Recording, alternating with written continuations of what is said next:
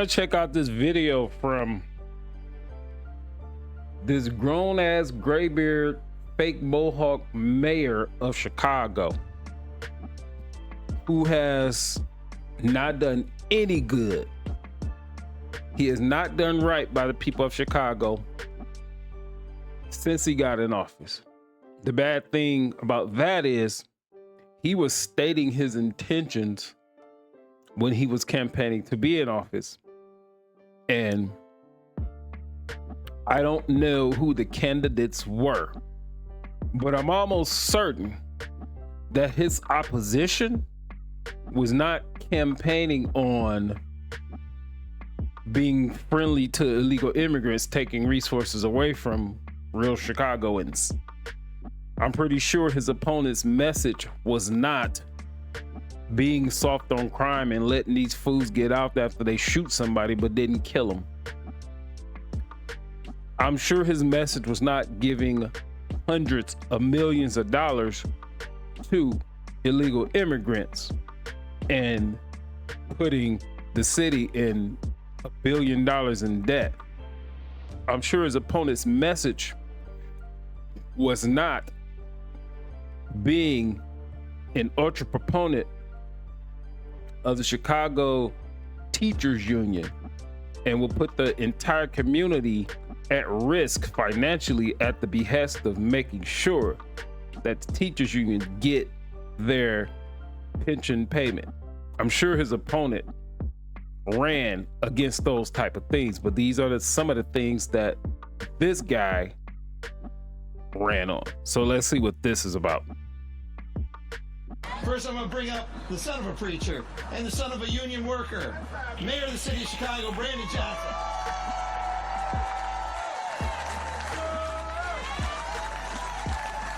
Let's go. Let me hear you, Chicago. Let me get you a little bit more noisy out there. Yes. No federal troops in the city of Chicago. No militarized force in the city of Chicago. We're going to defend our democracy in the city of Chicago.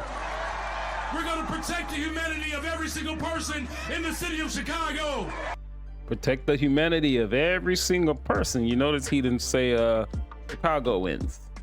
He didn't say that. He said every single person, and he don't mean every single person. He mean those people that are illegal that goes to the charities and the shelters that he then gives money to and then funnels it out to the people that he know and love. That's really what he mean, because that's really what he doing, and that's really what he did.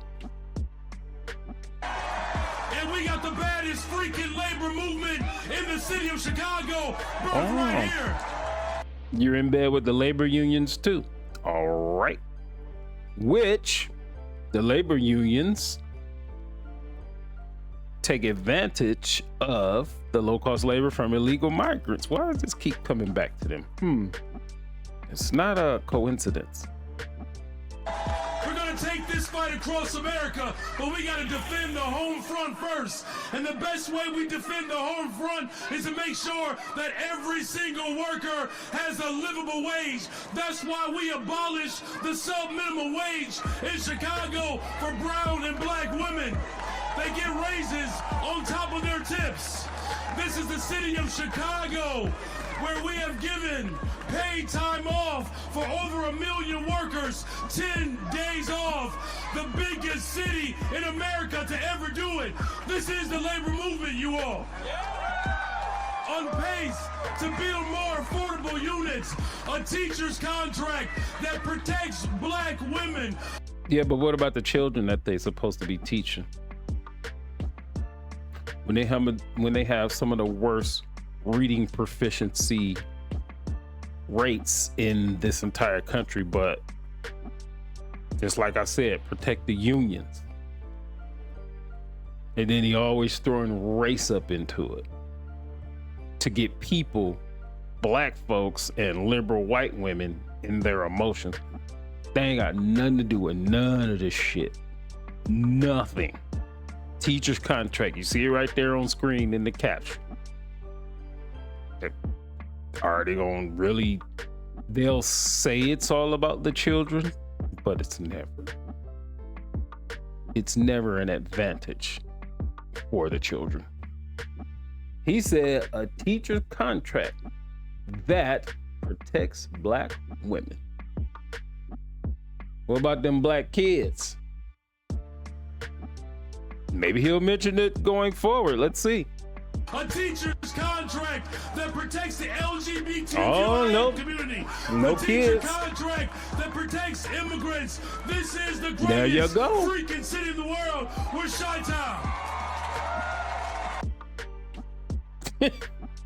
he that's kind of what he campaigned on, and he just telling you.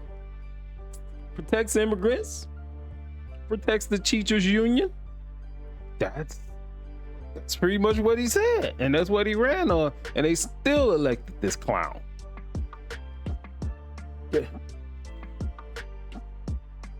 People like this evil. I always go back to it. This Democratic Party is the spawn of Satan.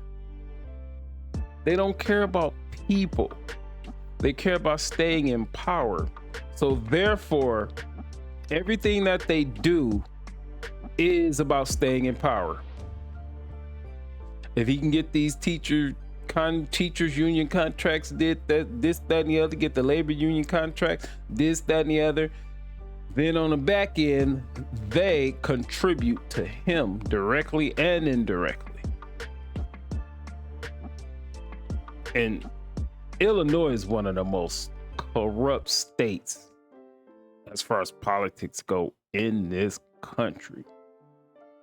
I really didn't understand.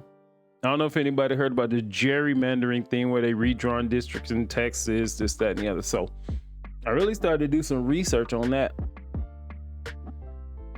Illinois is probably the worst gerrymander state that I've seen, where you got like 3-4 Republican districts throughout the whole state.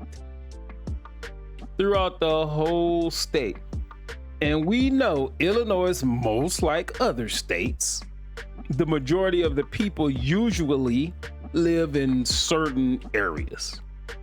And guess where the most Democratic districts are? Where the majority of the people live.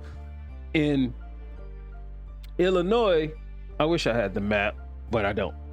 So just follow me as I illustrate this. In Illinois, Republicans got these huge, big old districts that nobody live in. 2, 3, 4 of them. Democrats got a whole lot of smaller districts, just a whole lot of little ones that most of the people live in. Just gerrymander almost to the point to where they really couldn't gerrymander it anymore. Just evil. Now look, there are some people that have doubts in the labor movement. There are some people believe that we don't have the power to beat authoritarianism. But I'm also a history teacher as well. We have stood up for the interests of workers before, and we will do it again. And no matter what comes from the White House, Chicago will always be a labor town. Are you with me, Chicago? Just bullshit. Now finally, we have seen this president shift the largest concentration of wealth into the hands of the few. Justice Brandeis made it very clear. He said we can either have a democracy or we can have wealth. This country is not a democracy. No matter how much these Democrats and these liberals say it's a democracy, it is not a democracy. A democracy basically means +1 wins. The majority wins. That's not how we live in this country. I've said it before and I'll say it again. Tell me if I'm lying. This is a constitutional republic, which basically means we are governed by a set of laws. And if you don't believe that, all this dictatorship that they were talking about that Trump was going to do, well, that didn't happen. And because if you think about the things that Trump, a lot of the shit that Trump tries to do, they end up taking him to court. Now you think if this was a democracy, or if Trump was trying to be a dictator, that the court would even have a say? If he was a dictator, Trump would be like, fuck the courts. He can't do that because this society we live in these United States, is not a democracy, is governed by laws. It's called a constitutional republic. When they talk about this threat on democracy, the Democrats and the liberals and the progressives are the biggest threat to democracy, and they show you that time and time and time again. The hands of the concentrated few, but he says we cannot have both. Are you prepared to defend this land that was built by slaves, a land that was built by indigenous people, a land that is built by workers? Are you prepared to defend this land? This guy, to me, as a man, he looks so silly. He looks so fucking silly up here, being demonstrative. Defend this land built by slaves. He's fumbling his words. I think I saw some spit come out of his mouth, and do this and trying to yell and riling up the very people. All these people that's clapping for him are the very ones that are going to benefit at the detriment of the children in this community. And they always make it's the children. It's all about the children. And even though he hasn't mentioned the children one time at this point. The people united will always prevail. I need you all to stand firm, to stand strong. If this president decides to continue to break this Constitution, it's going to be the labor movement that stitches it back together. Is that what it is? The labor movement that brings black folks, white folks, Asians, bring race into it. Brown folks together. This is the city that said keep hope alive. The city that birthed Yes We Can, and the city that will defend this country. God bless you all. God bless the labor movement. God bless the greatest freaking city in the world, Chi-Town. And he did. He went up there and did all of that, right? So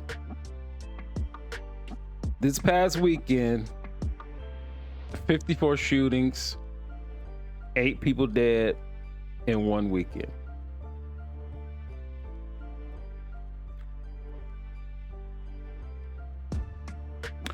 "54 shootings, 54 people shot, 8 dead." Now, the best stat as far as homicide goes is 0 homicides. That's the best stat. Now, we know that that's just not gonna happen, especially in the bigger cities. Everybody is in close proximity. They're all on top of each other. They have their grievances. You have gang violence. You have all these things. But the best stat for homicides is always gonna be 0. And in this country, the best stat would be last year. I'm just hypothetically just pulling out a number. A damn good stat would be prior year there were 350 homicides. This year there has been 10. That'll probably be the best stat, going on the way that things are operated and reported in this country.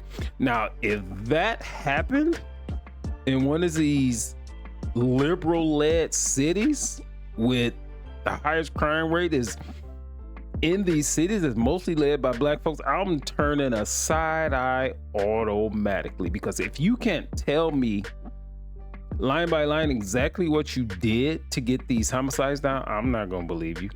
What I'm gonna believe is that you stop reporting homicides or you change them to certain things. Because in a lot of these cities, they don't even report shootings, right?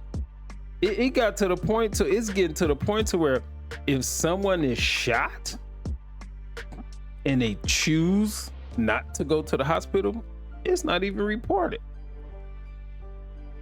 Now, that's probably rare, but are some of these people coaxed to not go to the hospital? Because once it goes to the hospital, then it's in somebody else's hand, then it has to be reported as a shooting. So it's gotten to that point. The best stat, I'll say it again, I'm sounding like Dr. Umar, let's repeat it 3 times. I'm only gonna repeat it one more time. The best stat for homicide is 0. And then he doesn't want, to me it's like, I don't care who you are. Race does not matter. The way you can win as a politician, in my opinion, this just makes sense to me. If you have a high crime rate and you do whatever you do to alleviate the crime, I think you could always win that way. I mean, because the people that are most affected, that's things that they'll be able to see immediately. There's a whole lot of ways you can do it. And it's not by building more affordable housing like this guy wants to do.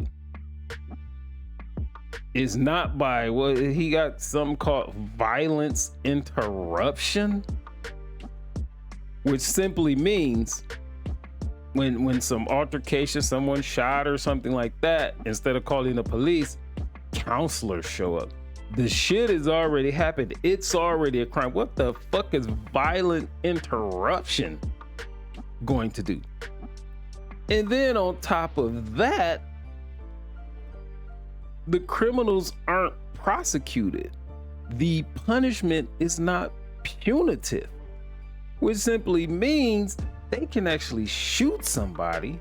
And I'm not exaggerating when I say this. It's not hyperbole. They can actually shoot someone and be out and get processed, and they can be out within a few hours, and then they'll just go do it again. I heard this guy say he's been arrested at least 6 times for the same crime, and it was carjacking. This was actually in DC, which they have some of the same policies, which is why Trump went into DC, because DC is a federal district and the government has jurisdiction over DC. And he just was speaking it. He just said at least 6 times he's been arrested for carjacking. They process him, boom, boom, boom, let him back out. And you know what he does? He does another carjacking. So this is crazy. I don't care. We can never be desensitized to what's going on, because it's a multi-pronged problem to why you have 58 shootings and 8 people dead, like anywhere, unless it's a war situation in one of these foreign countries. But no, it's not a foreign country. This is happening right here in these continuous United States. Right? And those of us who are out here in the suburbs and this, that, and the other, we think we're just all comfortable, this, that, and the other. But you know what they're doing these days? They're going further and further out. They're going out to where they think the money is at. That's what they're doing, because it's less lucrative to do all these things in the inner city where everybody is supposedly poor. But now, with the soft on crime policies, guess what they're doing? They're venturing out. Just saw a story. Thugs, 3 of them, tried to break into the man's house in the suburbs. And if you must know, and if you must care, but I don't think it matters, the thugs were 3 black younger dudes. The homeowner was an older black man. All 3 of them. When the ring camera shows they kicking in his door, they actually shot at him first. He off 3 of them. Do you think that's the first time they tried to do something like that? Do you think that's the second time they tried to do something like that? They venture way out into the suburbs, case the suburbs, point this house out, and tried to do that. And the man just did what a man would do. He defended his home. Unfortunately, it even got to that point. It didn't have to get to that point, but it did. And there's several reasons for that. But you know what the twist to the story is? The parents of these thugs wanted that man, that homeowner, they're just crying and making calls for that man to get arrested for doing what a man should do. He defended his home. Unfortunately, they're no longer with us. Those 3 thugs. I still have a bit of sympathy for them. Those 3 thugs and that man. Well, let's go back to the thugs. You think about in your brain, at what point are you going to get to where you would actually try to break into somebody's house and take the shit that they don't work hard for? And it's really not about the material things. It's not about that. It's about, there's a reason that I moved out here to the suburbs. The reason was not for these clowns to come out here and interrupt my peace of mind. And that's pretty much what it's about. I don't care about this material shit. None of it. Because you know what happens? Take it, I can go get another. But I got my family up in here. So at that point, I gotta do what I gotta do. And if it's often 3 of y'all, all 3 of you, well, that's just what it's gonna be. That's the greatest thing about the Second Amendment. That's why they want to remove guns. Because if they decide to remove guns, it's not going to affect criminals. Criminals don't go by laws in the first place, so pass all the laws you want regarding guns. It's only going to affect those of us who own guns lawfully. Because the criminals don't care, they got the guns unlawfully in the first place. Imagine you got 1-2 felonies on you. What you gonna go get a background check to buy a gun legally? Is that what you're gonna do? Anyway, like the video, dislike the video, comment on the video, share the video. Also over on YouTube, we got some other things going on over there. You can look up Mr. Info 5000. Peace.